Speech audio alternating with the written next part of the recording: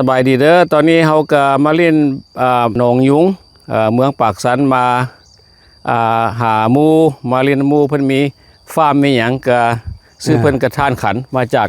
ผู้ละอเมริกาผู้ละเพิ่นก็รัฐออริกอนพุ่นละมาแต่รัฐออริกอนเพิ่นก็คิดว่าสิกลับมาอยู่ลาวเฮานี่มาใช้ชีวิตแต่บาทสุดท้ายของเพิ่นตัดสินใจย้ายจากอเมริกามาอยู่ลาวเลยเนาะอันนี้เป็นส่วนอะโวคาโดแม่นละย่างเลาะเบิ่งก่อนไปย่างเลาะเบิ่งว่าสวนตัวนี้เฮาปลูกมาได้3ปีแล้วแต่บ่มีคนเทคแคร์เฮาหลายบัดนี้เฮากลับมานะเฮาต้องมาสร้างโตมาสร้างโตมาเอาหญ้าเอายุงออกว่าซั่นซะแล้วก็สิตัดทริมมันให้มันงามให้มันออกมากออกผลแปลว่ากลับมาใช้ชีวิตอยู่บ้านเฮาเลยแม่นละแต่ว่าเดี๋ยวนี้ก็ประมาณต้นอะโวคาโดนี่ประมาณ900ต้นแต่มันสิเหลือเท่าไหร่เฮายังบ่ฮู้แต่พอสิเอาหญ้าให้มันออกไปก่อนมาหลายปีแล้วเนาะมากับท่านศรีสุเหลากับไทยบ้านอยู่กันประจำเรียบร้อยชาโนกับท่านมื้อนี้ก็มาท่านพรอีกบาทนี่นะมาจากคนได้หมดเลยมาจากอเมริกานี่แหละต้นมะอะโวคาโดก็ได้เต็มอันนี้อะโวคาโดเนาะแม่นละต้นนี้แต่ว่าตัวงามตัวบ่งามแล้วมันบ่ได้ใส่ปุ๋ยคักเด้อเดี๋ยวนี้เฮาสิมาจัดแจงให้มันจะต้นงามขึ้น900ประมาณ900ต้นเหรอแม่ละมันยาวลงพุ่นเลยเด้ผลยาวลงพุ่นได้ว่าเวลาดินมีจากหลายปานใดก็เลยดินนี่รวมหมดทั้งเขาเฮ็ดมันต้นพร้อมเลยนะตัวที่เฮาเห็นเลยนั่นมันต้นแม่นบ่แม่ละมันต้นประมาณมุ่งได้3เดือนแล้วนะน้องเดี๋ยวนี้น้องสายเทคแคร์ตัวนั้นแล้ววันนี้เฮากับมาสร้างโตเรื่องต้นมะอะโวคาโดเฮานี่แหละต้องการสร้างโตปีหน้าอาจจะได้เนาะอาจจะออกมากได้ปีหน้านี่มันบ่รู้เลยพอ4ปีเพิ่นว่ามันสิออกเด้ประมาณ4ปีเห็นผลแม่นเขาบอกให้เฮาตอนเฮาซื้อเบียร์นำเขาแล้วนะแต่บัดนี้เฮาก็ต้องได้มาเทคแคร์ต้นใหญ่ต้นน้อยมันผสมกันได้เดี๋ยวนี้นะมาตัดหน้าตัดมันแม่นมุ่งโดนนั่นกระทึกไฟไหม้ซะมั้ยเวลาเขาจูดเนื้อดินอยู่แถวนี้เนาะมันลามเข้ามาทางนี้ดินนี่ประมาณ20 เฮกตาร์เจ้าไม่ละโอ้แต่ว่าต้นมันก็ได้3ปีกันตอนนี้มันไฟไหม้บ่คน20 เฮกตาร์นี่หมายความว่าเฮา20 เฮกตาร์นี่สะสมมาแต่โดนๆพุ่นตัวบ่หรือว่าแม่ละสะสมมาแต่หลายปีแล้วก็เป็นมูลมังได้บ่มูลมังได้ครึ่งนึงเฮามาซื้อต่อเข้ามามูลมังครึ่งนึงซื้อต่อไปพร้อมนี่ก็เป็นหนทางไปเลยนี่แต่เอาดินเขาพุ่นแหละเนี่ยมันก็ต้นพุ่นงามนี่ก็ลังเฮาชิมออกมาเฮ้ยมันก็สีงามขึ้นกว่าเก่ามันชื่อขี้งัวนะหวยมาจะงามได้เว้ยไปอเมริกาจักปีเลยไปอเมริกาวะ40ตั้งแต่81พุ่นเลยเว้ยโอ้แต่81ก็เที่ยวมาปี93หลังจากนั้นก็บ่ได้มาเลยแล้วก็ถ้าหาก็มาฮอดนี่แหละให้น้องนี่แหละให้น้องสายปลูกท่านะตัวนี้นะเว้ยน้องสายปลูกท่าเทคแคร์ท่าแล้ววันนี้เฮามาแล้วกับน้องสายกับขาเวียกเนี่ยเฮาก็ซื้อมาเอาปุ๋ยเอาอย่างใส่มันของคนได้อันนั้นเถอะเบิ่งใบไม้เบิ่งนี้ขึ้นมาเลยเครือนี่นะขึ้นมานี่นะโอ้เขาต้องได้เอาออกบ่ได้นี่ออกหมดเขาต้องได้ชิมพื้นที่อย่างแล้วเอาอันนั้นใส่เรียกหลายได้เนาะขี้งัวใส่เรียกหลายได้แล้วฟาร์มงัวเฮาก็มีเจ้าหน้าที่พาเพิ่นไปเที่ยวฟาร์มงัวอีกโอ้เพิ่นนี่มียังอีฟาร์มงัวอีกตัวนึงคือว่าไปอยู่พุ่นจังว่าได้81พุ่นแหละแล้วบัดนี้เฮาก็วางแผนไว้เพิ่นเข้าไปเนาะวางแผนไว้ก่อนเลยนะกลับมาสร้างสาอยู่พี่โตไม่แล้วครอบครัวก็ยังอยู่ลาวอยู่อเมริกาเพราะครอบครัวบัดหลังเสียครอบครัวมาเฮามาสร้างก่อนบ่สร้างสาก่อนเฮามาเฮ็ดก่อนที่แรกก็ได้เฮาแล้วครอบครัวเฮาก็สิมาตามหลังหลายคนที่มีคำถามว่าเป็นอย่างเราตัดสินใจกลับมาลาวสิว่าแนวไหนโอ้เฮากินวิทายแล้วเด้เฮาเฒ่าแล้วเฮาก็64ปีแล้วเฮาก็กลับมาอยากมากินวิทายว่าซั่นซะผู้ใดก็หลายคนได้มานะเขาก็มาว่าโอ้ยชีวิตบรรปลายของเฮาเนาะถ้าผู้ใดมีเงินว่าเฮาก็กินวิทายนี่ก็สบายแม่นแหละนี่กับเพื่อนนี่ก็ได้ยืนกันนู่นละตะกี้ก็ได้นะเพื่อนก็มาอยู่กินได้มันอยู่ลาวเพื่อนอยู่แล้วแปลว่าบัตรชีวิตบ้านปลายของพวกเขาเนาะนี่แหละแต่ค่าดินตอนนั้นเราจะให้อะไรตอนนี้มานี่เราก็ดินเฮาปลูก อะคาวาโด โอ้ นั่นก็ยังซ่อมอยู่แต่ว่า อืม บางทีอาจจะแม่นของเฮาอีกก็บ่จักบ่แหละเขาก็ต้องมีหัวนะ เขาต้องเฮ็ดหัวแต่ อ่า ตอนนี้ยังบ่ค่อยจื้อว่าไปถึงไสเด้ แม่น บ่ได้ แม่น หมาย แม่นเพราะว่าเฮาบ่เห็นหัวเทื่อเดยวนี้ โอ้ดินมูลมังก็หลายเนาะใช่ นี่ต้นไม้เฮาเนี่ยอะคาวาโดเฮายังที่เด้ อันนี้อะโวคาโด เด้ใบพุ่นเลยไม่น่าพุ่น เป็นหมากอยู่อะ ยังบ่ได้เป็นตอนนี้นะ เป็นมันอาจจะว่า อาจจะมาปีหน้า ปีหน้าเด้อ ต้องเขาต้องใช้แค่อย่างดีก่อน อืม ต้องเอาปุ๋ยมากว่าซั่นซะเขาเนาะเขาว่าใส่ปุ๋ยมากปุ๋ยอย่างเดียวมันก็สิขึ้นมานะ ที่หน้ามันออกเป็นท่า มันก็มันตึบโพด อืม รับผลงานไว้ โอ้ยผู้ใดต้องการเนาะ นี่ ต้องการคนงานมาเด้อเพิ่นต้องการคนงานมาช่วยมันหลาย ว่ามัน มันบ่อยเนาะ มันเรียกหลายอันหลายเนี่ย บ่อยเนาะ ทั้ง ตัดหญ้าจะตัดก้าง แต่ทั้งต้นมันแน่ทั้งนั้นแน่โอ้มันหลายต้นไม้ล้มนี่ก็ยังบ่ได้มาตัดมาถางกันนี่เห็นบ่ และส่วนตัวนี้มีอันเถียงมีหยังไว้อยู่วะมีเถียงนามีอยู่วะ บ่มีตัวนี้ บ่ได้เฮ็ดเทื่อ บ่คือแต่ว่าอันนี้ส่วน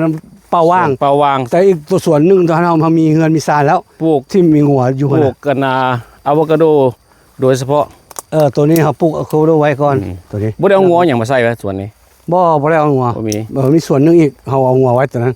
เขาเลี้ยงหญ้าตัวนั้นโดยเฉพาะ อืม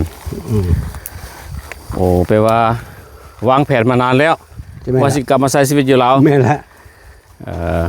แต่ถึงว่าเขาพร้อมเลยว่าซะ พร้อมเตรียมพร้อม เขาเตรียมพร้อมแล้วเขาก็จะลงมา อ่า ถ้าผู้ใดบ่พร้อมเลยอย่ามาเด้ แม่นแล้วครับเตรียมครับบ่เตรียมพร้อมอย่ามาเด้อ โอ้ยทุกเท่ๆได้เวลาได้เจ้า แม่นแล้ว เขาต้องเตรียมพร้อมเขาจะเขาอยู่ได้ว่าซะ เขาก็กินแบบธรรมดาเขาเนี่ยพอเพียงว่าซะ5 ปี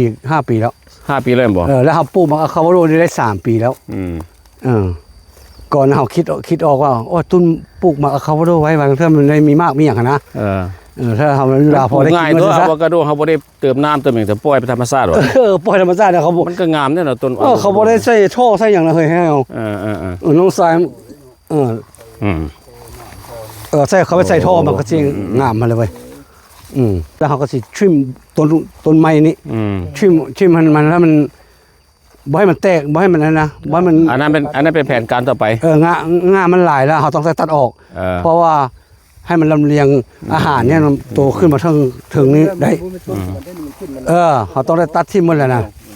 ต้นมะแงวบ่ ต้นมังเงี้ย โอ้ เป็นมันต้องตัดออก สิได้ต้นมะแงวอยู่ ไม่ได้ที่จำเป็นต้องมี โอ้แปลว่าดินดอนต้นหญ้าหลายประเทศจังสิไหวนี่นะมันพิลึกพิโลโพดเนี่ยเฮ็ด ว่าเดี๋ยวนี้เขาก็ปลูกมันได้ทางนั้นนี่บ่ มันก็แบบซ้ำกับสนามบินก็ได้แล้วนี่นะซ้ำกับซื้อหัว สา ห ว นึง กา ก็ นี่นะว่า แต่กี้มันก็บ่แพงบ่ได้ที่ซื้อนี่ โอ้เขาซื้อตัวนั้นประมาณมึง35,000เว้ย $35,000นี่วะโอ้มันก็บ่แพงแล้วตอนนั้นเนาะ $35,000 เดี๋ยวนี้ก็สิต้องบ่ได้แล้ว แล้วเขาก็มาบุกเบิกอีกได้เขาบุกเบิกเอาตัวเหมาะต้นไม้สั่งออกเรียบร้อยน่ะก็รวมๆแล้วก็ประมาณมึง40นั่นแหละตอนนั้นนะก็รถจ้างรถจกรถอย่างเขามาดุดเอาต้นเหมาะต้นไม้ออกเนี่ยแล้วมันก็ยาวลงไปพวกฮอตตาลิงพวกเลยฮอตตาลิง ตัวนี้ว่ามันตายไม่ตายได้หนึ่งตัด เดี๋ยวนี้ก็รู้สึกว่าคนย้ายมาจากอเมริกามาอยู่ลาวก็หลายเลยเดี๋ยวเขาจะมาใช้ชีวิตหลาย หมู่เฮาก็มาหลายเลยเด้ มาหลายแล้วหมู่คู่เขาก็มาหลายพวกกิน เขา พิ จะ ชาย ตัดสินใจมาอยู่ลาวเลยบ่สนใจกับ โอ้เขาก็เท่าเลยแม่นแล้วเขาก็ตัดสินใจมามาใช้ชีวิตอยู่ ใช้ชีวิตแบบบ้านปลายของเขามีอย่างก็เฮ็ดไปแม่นตัวแต่ก็มีหลายคนอยู่ที่ว่าปรารถนาอยากได้ที่ดินกว้างแบบนี้มันก็เฮ็ดยากขนาดบ่วางแผนไว้แม่นตัว แม่นละถ้าเขาต้องซื้อไว้เท่าเล็กเท่าน้อยไป เท่าน้อย ส่วนจะได้เป็นแผ่นนึงเนี่ยก็ต่อกันเฮ้ยผู้นี้ขายผู้นั้นขายผู้นั้นขายผู้นี้ขายเลย ซื้อเอาบ่ จะ จะซื้อไว้บ่นี่ ซื้อไว้มันต่อกันดิเขาก็ถามมาเฮ้ยไผซื้อคนนั้นซื้อนะน้องสายเขาเนี่ยเป็นผู้ประกาศเจ้าจะขายบ่ครับว่าติดต่อกันเขาก็ซื้อไปเลย คือส่วนเขาตัวนั้นคือกันเขาก็ซื้อรวมกันเลย ตัวเลี้ยงวัวไว้ ตัวเรื่องงัวนะ คันสิว่าแล้วก็ซ้ำอาณาจักรตัวนี้นะ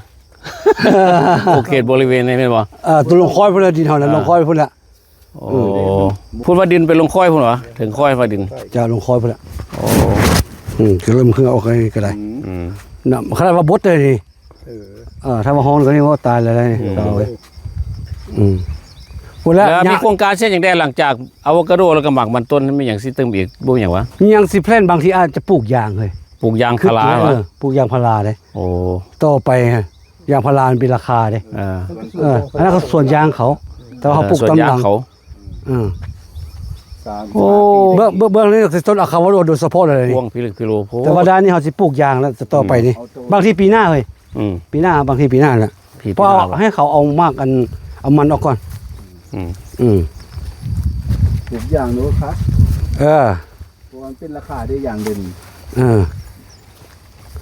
เอาว่าพูดละจนสุดรถเจ้าพูดแล้วน่ะจะไม่ได้ทัก เนี่ย พี่ลึกจนว่าสุ มุ ด กลั สาก ย นึก ตา ไปนี่ก็ได้ เขาเหลียวเบิ่ง มุกอะไร คนรถเขาเกือบสิบ่เห็นได้เดี๋ยวนี้นะ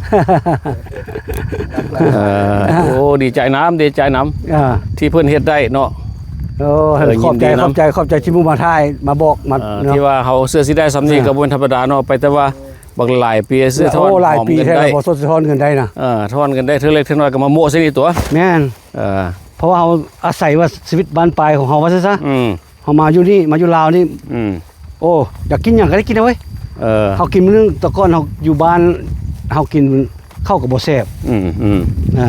แล้วก็อาหารมันบ่คือบ้านเฮาเด้ อืม ปิ้งปลาบ่แก้ว เขาเหนียวจำ โอ้ยสุดยอดเลยข้าวเหนียว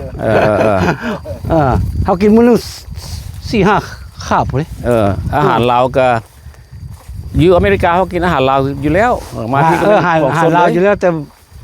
แต่ทุกอย่างมันก็บ่พร้อมทางนี้ล่ะ มันสดแท้ๆของแท้ๆบ้านเรา คือเฮานี่มักปลาเด้ เออ ปลาสดเด้อืม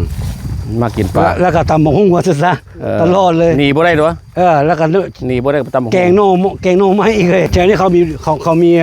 ไฟฟ้ามาเรียบร้อยเลย โอ้ เขามีโอกาสอยากเฮ็ดอย่าง มันมีความสะดวกหลายแนว แม่น ความสะดวกหลายแนว เพราะว่าไฟฟ้าถึงตอนนั้นเฮาซื้อบ่มีไฟฟ้าเด้ อืม เดี๋ยวนี้มันมีไฟฟ้าเข้ามาแล้ว โอ้ดินเขียวงามเนาะ โตสิได้จกสังบันดาลจกอันนั้นแหละ บ่มันเฮามีสระอยู่หั่นน่ะสระน้ำโดยเฉพาะเลยอยู่หั่นน่ะถ้าว่าเฮาอยากเฮ็ดปลูกฝังอหย่าง โดยเฉพาะเรียบร้อย มันเฮาดูดขึ้นมาเอาน้ำก็หลายอยู่นี่นะ เขาสิว่าตัวต้องเฮ็ดเถียงนาในหนึ่งได้สิ แม่นถ้าว่ามีคนอยู่ให้เฮา เออ เออห้วย เดี๋ยวนี้บ่มีไฟมาอยู่มีแต่มันมาจอบซื่อๆตัว มันมาชอบเอาซื่อๆนี่แหละ มันต้องได้ แต่เห็นว่าเขาก็เอางัวเข้ามาเลี้ยงมาอย่างเขาก็บึ้ง งัวคน ห้ามเข้าไปกินต้นไม้ต้นอัน เขาก็บอก จะต้องเรียม หัวหมักกับตัวล่ามเอามัน เขาต้องล่ามเขาต้องมัดไว้นั่นแหละนี่เลย อืม หมักขนาดถ้ากินไปมันก็ตัวของมันยิงมันตายก็มี เขาจะว่างัวเขากันนั่นแหละเมื่อกี้เขาบอกสัตวแพทย์มันว่า อ่า มันกินหญ้าพิษ กินยาพิษ มันงัวเขามาจากอันทางไตมันมากับใช้เวลานานได้เป็นเกือบมือพุ่นนะเขาขี่รถมาก็มันมาเห็นหญ้ามันตื่นมันกินเอา มันยิ่งท้องเลยแบบนี้ ยิงท้องไปฟาร์มงัวเนาะบัดนี้เนาะ เออ ยังมีฟาร์มงัวอีกเด้อพี่น้องเด้อ ตัวนั้นโอ้ตัวงูนี่ไง ใส่ นี่ งูเขียว ก็ไปซื้อเลขได้มึงแรงเลย หวยไปซื้อเลขเด้อ ดินตอนนั้นเขาก็ซื้อแบบเจ้าของติดกันเลยนะเขาซื้อนะตัวนี้เขาซื้อซับบ้างหันแน่นะ โอ้ มันบดติดกัน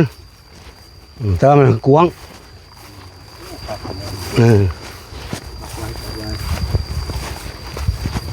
ก็จัง ส ซื้อ หลายเนาะ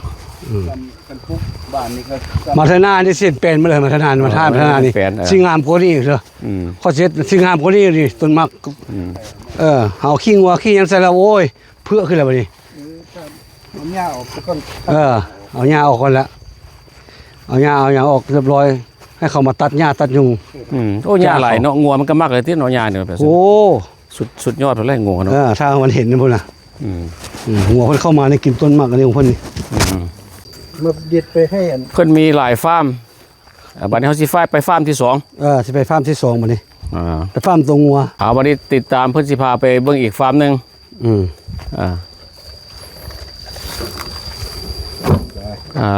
หลังจากสวนนี้เขาก็จะไปสวนนั้นต่อเด้อติดตามเด้อ